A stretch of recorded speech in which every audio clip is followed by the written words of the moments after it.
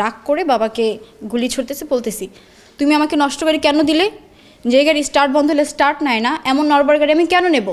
আসলে আমার ছোটোবেলা থেকে ইচ্ছা ছিল এটা, যেমন ছোটোবেলা থেকে আমি আয়নার সামনে যে ঢং করতাম, গান দেখলে বা যে আমি এরকম করব, আমি এরকম নায়িকা হব, এরকম ড্রেস পরলে আমাকে কেমন লাগবে।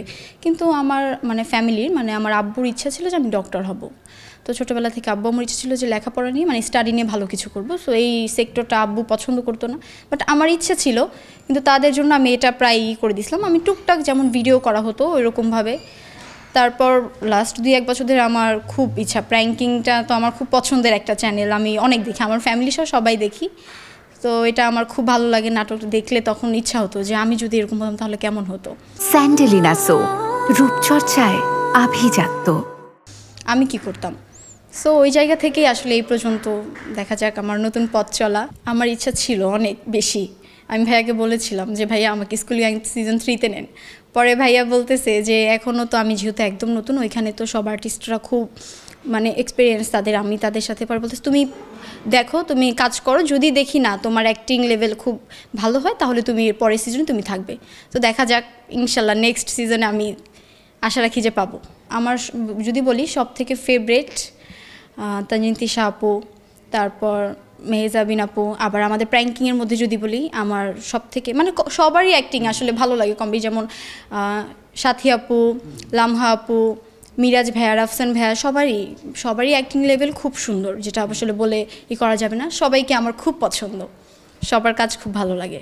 আচ্ছা, টিকটক ব্যাপারটা আর হচ্ছে নাটক, এটা তো আসলে আলাদা। টিকটকটা তো এখন হ্যাঁ এটা হ্যাঁ ঠিক আছে যে হ্যাঁ টিকটকে হয়তো পরিচিতি লাভটা ভালো হয়, অনেক হয়, বাট নাটকের সেক্টরটা তো আলাদা। এখানে এটা যদি কাজ ভালো হয়, অ্যাক্টিং ভালো হয়, ঠিক আছে, একটা মানে একটা মুখ চিনতেও বা কাজ, আমার কাজ যেমন আমি আজকে নতুন একটা কাজ করি, যদি আমার অ্যাক্টিং ভালো হয়, আমাকে ভালো লাগে দর্শক, তাহলে আমি কিন্তু সবার ভালোবাসা পাবো খুব তাড়াতাড়ি, আমার বেশি সময় লাগবে না। সো এটা অ্যাক্টিংয়ের উপর, কাজের উপর ডিপেন্ড করে, যার আমার মনে হয় আর কি।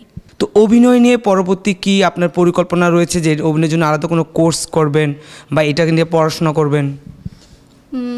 আসলে এটা নিয়ে নাই, কিন্তু শেখার তো শেষ নাই, আমি শিখবো, যেহেতু এটা ফার্স্ট কাজ। এটা দেখলে আমি বুঝবো যে না আমার ভুলগুলো কোথায় আছে, বা আমি চেষ্টা করবো সব সময় যে নিজের বেস্টটা তার ভালো অ্যাক্টিং করা যায়। যত দিন যাবে আমি চেষ্টা করবো যে না এই অ্যাক্টিংটা আরও ভালো করতে হবে। অবশ্যই এটা শিখতে হবে আমার, আমি যেহেতু একদম নতুন, সো এখনও ওইভাবে পুরোপুরি আমি যেহেতু না, সো ইচ্ছা আছে যে ইনশাল্লাহ এখান থেকে ভালো কিছু করব, ভালো যেন কাজ করতে পারি, ঠিক আছে। যেহেতু স্বপ্নটা এরকম একটা সেক্টরে এসেছি, যেন ওইভাবেই আগাতে পারি, সেই ইচ্ছাই আর কি।